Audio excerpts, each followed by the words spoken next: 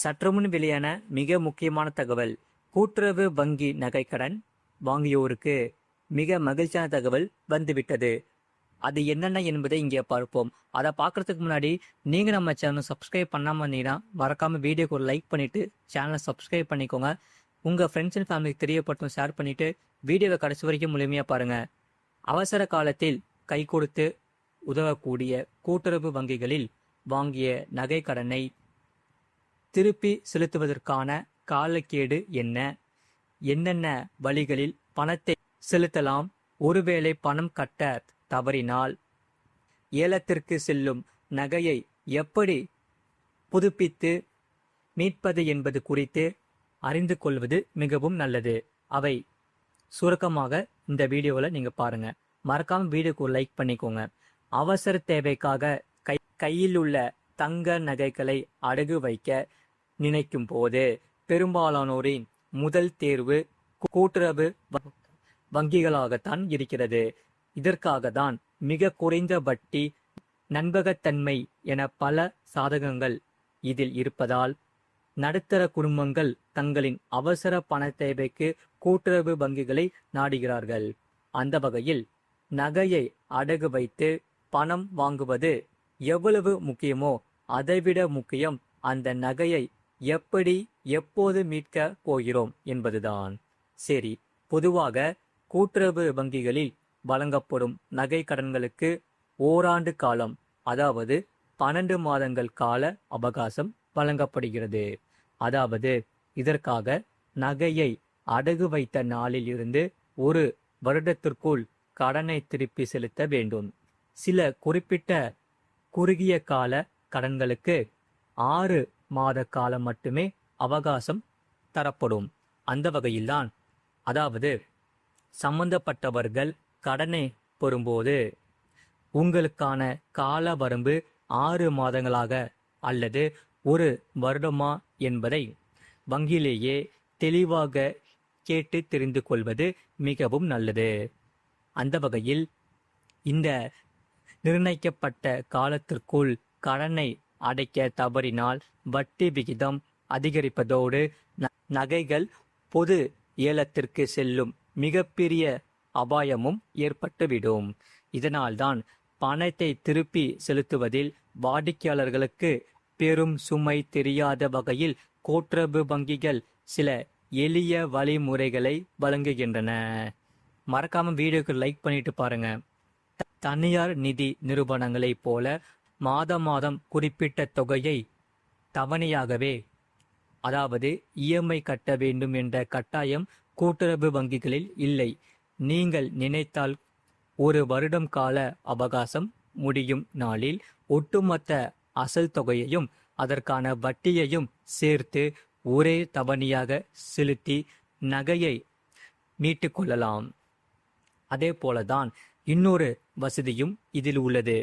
அது என்னவென்றால், ஒரு வருட காலத்திற்குள் உங்களின் கையில் எப்பொழுதெல்லாம் பணம் கிடைக்கிறதோ அப்போதையெல்லாம் பகுதியாக அசல் அல்லது வட்டி தொகையை வங்கியில் செலுத்தி வரவு வைத்து கொள்ளலாம்.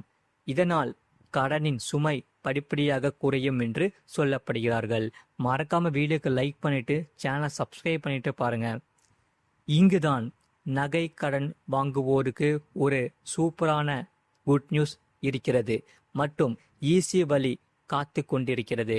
ஒருவேளை ஓராண்டு காலம் முடிந்த பிறகும் உங்களால் முழு பணத்தையும் செலுத்தி நகையை மீட்க முடியாத சூழ்நிலை ஏற்பட்டால் நகையை ஏலத்திற்கு விட்டுவிடுவார்களோ என்று கவலைப்பட தேவையில்லை. அதற்கும் ஒரு சூப்பர் வழி இருக்கிறது. அதுதான் கடனை புதுப்பித்தல் செய்யும் முறை. இதன்படி பார்க்க போனால், நீங்கள் வாங்கிய நகை கடனுக்கான ஓராண்டு கால வட்டி தொகையை மட்டும் முழுமையாகவே கணக்கிட்டு வங்கியில் செலுத்திவிட வேண்டும். அது மட்டுமின்றி அன்றைய தேதியில் தங்கத்தின் சந்தை மதிப்புக்கு ஏற்ப நகையை மறு மதிப்பீடு செய்வார்கள். இதன் மூலம்தான் பழைய கடனை முடித்துவிட்டு அதே நகையை புதிய கடனாக மாற்றி நகையை ஏல பட்டியலிலிருந்து தடுத்து மேலும் 1 வருட காலத்திற்கு அவகாசத்தை நீடித்து கொள்ளலாம். இதற்கு நகையின் உரிமையாளர் நேரில் சென்று புதிய விண்ணப்பத்தில் கையெழுத்திட வேண்டியது மிகவும் அவசியமானவை. சரி, அதே சமயம் மொத்தத்தில் கூட்டுறவு வங்கிகளில் நகை கடன் வாங்குவது எவ்வளவு சுலபமோ அதை திருப்பி செலுத்துவதும் அவ்வளவு எளிமையானதுதான். அதே சமயம் இதற்காக உங்கள் கையில் மொத்தமாக பணம் இருந்தால் ஒரே தவணையில் மீட்கலாம். இல்லைவிட்டால் கொஞ்சம் கொஞ்சமாக பணத்தை சேர்த்து பகுதி பகுதியாக நீங்கள் செலுத்தலாம். ஆகையால் 1 வருடத்துக்குள் மீட்க முடியாத பட்சத்தில்தான் வட்டி தொகையை மட்டும் கட்டிவிட்டு கடனை மேலும் ஓராண்டிற்கு புதுப்பித்து கொண்டு இந்த நகையை ஏலத்திற்கு போகாமல் இதில் ஈஸியாகவே காப்பாற்றி கொள்ளலாம் என்று சொல்லப்படுகிறார்கள். அதே சமயம் இந்த எளிய வழிமுறைகளை சரியாக புரிந்து கொண்டு செயல்பட்டால் இதழில் நம்முடைய அவசர தேவையும் பூர்த்தியாகும். குடும்பத்து தங்கமும் பாதுகாப்பாக நம்முடைய கைகளுக்கே வந்து சேரும் என்று அனைவரும் சொல்கிறார்கள். மறக்காம நீங்க வீடியோக்கு ஒரு லைக் பண்ணிட்டு சேனலை சப்ஸ்கிரைப் பண்ணிக்கோங்க. பக்கத்துல பெல் பட்டனையும் கிளிக் பண்ணி வச்சுக்கோங்க. அப்பதான் நம்ம போற வீடியோஸ் எல்லாமே உங்களுக்கு ரெகுலராக காமிக்கும். அதே சமயம் நீங்க இந்த செய்தியை பத்தி நீங்க என்ன சொல்றீங்கிறத கமெண்ட் செக்ஷன்ல மறக்காம கமெண்ட் பண்ணுங்க. அதை நாங்கள் பார்த்துட்டு கண்டிப்பாக உங்களுக்கான பதிலை நாங்கள் கண்டிப்பாக சொல்லுவோம். அதே சமயம் நிறைய பேர் பார்க்குறீங்க, ஆனால் வீடியோக்கு ஒரு லைக் கூட பண்ண மாட்டேங்கிறீங்க, சப்ஸ்கிரைப்பும் பண்ண மாட்டேங்கிறீங்க. நீங்கள் மறக்காமல் வீடியோக்கு லைக் பண்ணிவிட்டு நம்மளுக்கு சேனலை சப்போர்ட் பண்ணுங்கள். நீங்கள் நம்மளுக்கு சேனலுக்கு சப்போர்ட் பண்ணால் தான் அடுத்தடுத்த புதிய புதிய வீடியோஸ் நாங்கள் கொடுப்போம். அதனால நீங்கள் மறக்காமல் வீடியோக்கு லைக் பண்ணிவிட்டு சேனலை சப்ஸ்கிரைப் பண்ணிவிட்டு பக்கத்தை பெல் பண்ணி கிளிக் பண்ணி வச்சுக்கோங்க. அப்போ தான் உங்களுக்கு ரெகுலராக நாங்கள் டெய்லியுமே வீடியோஸ் போட்டுகிட்டே இருப்போம். ரெகுலராக உங்களுக்கு காமிச்சிக்கிட்டே இருப்போம். அதனால வீடியோக்கு லைக் பண்ணிவிட்டு சேனலை சப்ஸ்கிரைப் பண்ணிக்கோங்க. உங்கள் ஃப்ரெண்ட்ஸ் அண்ட் ஃபேமிலிக்கு தெரியப்படுத்தவும் இந்த வீடியோ அவங்களுக்கும் கண்டிப்பாக ஷேர் பண்ணிக்கோங்க. அவங்களும் இந்த வீடியோவை பார்த்து பயன்பெற்று கொள்ளட்டும். அதே சமயம் உங்களுக்கு வேறு என்னென்ன செய்திகள்லாம் தேவைப்படுதோ அதையும் நீங்கள் கமெண்ட் செக்ஷனில் மறக்காமல் கமெண்ட் பண்ணுங்கள். உங்கள் நகைக்கடன் கடன் இருக்கா இல்லையா, இந்த செய்தி உங்களுக்கு ரொம்பவே யூஸ்ஃபுல்லாக இருக்காங்கிறதையும் கமெண்ட் செக்ஷனில் மறக்காமல் கமெண்ட் பண்ணுங்கள். இவ்வளோ நேரம் முழுமையாக வீடியோவை பார்த்ததுக்கு மிக்க நன்றி. அடுத்த வீடியோவில் சந்திப்போம். நன்றி, வணக்கம்.